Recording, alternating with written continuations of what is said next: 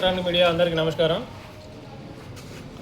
ఈరోజు ఎంపీడీఓ గారి ఆఫీస్లో జరిగిన వివరాలు ఏంటంటే, హైదరాబాద్కు చెందిన ఒక వ్యక్తి పడమటిగూడెం నరసింహులపేట మండల లిమిట్స్లో 4 ఎకరాల భూమిని కొని దాన్ని లేఅవుట్ చేయడానికి గాను ఆర్డీడీ కార్యాలయం వరంగల్కి అప్లై చేయగా అక్కడి నుండి 29 జనవరి 2026న పర్మిషన్ వచ్చింది.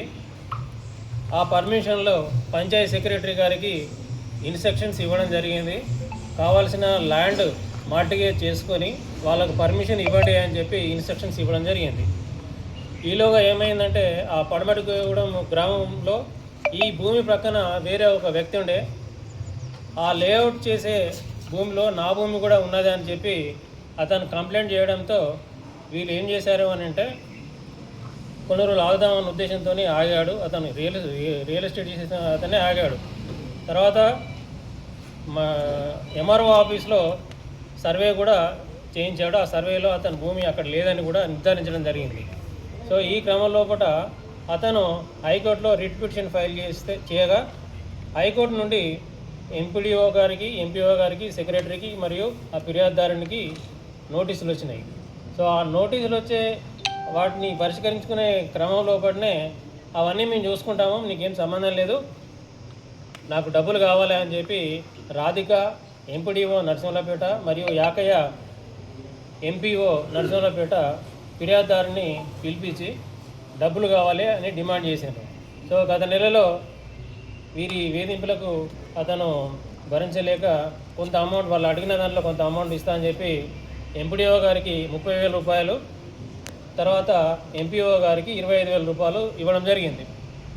కానీ డబ్బులు తీసుకున్నప్పటికీ కూడా వాళ్ళు ఏమాత్రం కూడా దాన్ని ప్రాసెస్ చేయకుండా పెండింగ్లో పెట్టడంతో, మరి ఎందుకు గురించి పెండింగ్ పెడుతున్నారు అని అంటే, నాకు ఇంకా కొన్ని డబ్బులు కావాలని చెప్పి ఎంపీడీఓ గారు మరియు ఎంపీఓ యాకయ్య గారు ఇద్దరు డిమాండ్ చేయడంతో చివరిగా ఎంపీఓ గారేమో 25,000 రూపాయలు ఇవ్వాలని, ఎంపీడీఓ గారేమో 20,000 రూపాయలు ఇవ్వాలని వాళ్ళు చెప్పడంతో వాళ్ళకు డబ్బులు ఇచ్చి పని చేసుకోవడం ఇష్టం లేక వరంగల్లో ఉన్న మా ఏసీబీ కార్యాలయానికి వచ్చి దరఖాస్తు చేయడం జరిగింది. ఆ ఫిర్యాదు మేరకు కేసు నమోదు చేసి ఈరోజు ఎంపీడీఓ గారికి 20,000, ఎంపీఓ గారికి 25,000 రూపాయలు ఇస్తుండగా మేము రెడ్ హ్యాండెడ్గా వారిని పట్టుకున్నాము. ఎంపీడీఓ గారి రాధిక గారి తరఫున వాళ్ళ కొడుకు నాగార్జున అని అతను అన్ని విషయాలు, ఎంపీడీఓ గారి అన్ని విషయాలు కూడా ఆయనే, ఫైనాన్షియల్ విషయాలు అన్నీ ఆయనే చూసుకుంటాడట. ఎంపీడీఓ గారి ఛాంబర్లోనే ఫిర్యాదుదారుడు డబ్బులు ఇస్తుండగా ఎంపీఓ గారిని మరియు ఎంపీడీఓ గారిని కుమారుడైనటువంటి నాగార్జునను ముగ్గురిని కూడా మేము అదుపులోకి తీసుకున్నాము. వీరిని రేపు ఉదయం ఏసీబీ కోర్టు వరంగల్లో ప్రొడ్యూస్ చేస్తాము. ఈరోజు జరిగిన ఈ ట్రయల్లో మా ఇన్స్పెక్టర్స్ ఎల్ రాజు మరియు ఎస్ రాజు మరియు సిబ్బంది పాల్గొన్నారు. అలాగే పబ్లిక్కి అప్పీల్ ఏంటంటే, ఏ ప్రభుత్వ ఉద్యోగం అయినా కూడా మీ లీగల్ పని చేయడానికి డబ్బులు అడిగితే మా టోల్ ఫ్రీ నంబర్ 1064కి కాల్ చేయాలని చెప్పి మనవి. అలాగే నా పేరు సాంబయ్య, డిఎస్పి.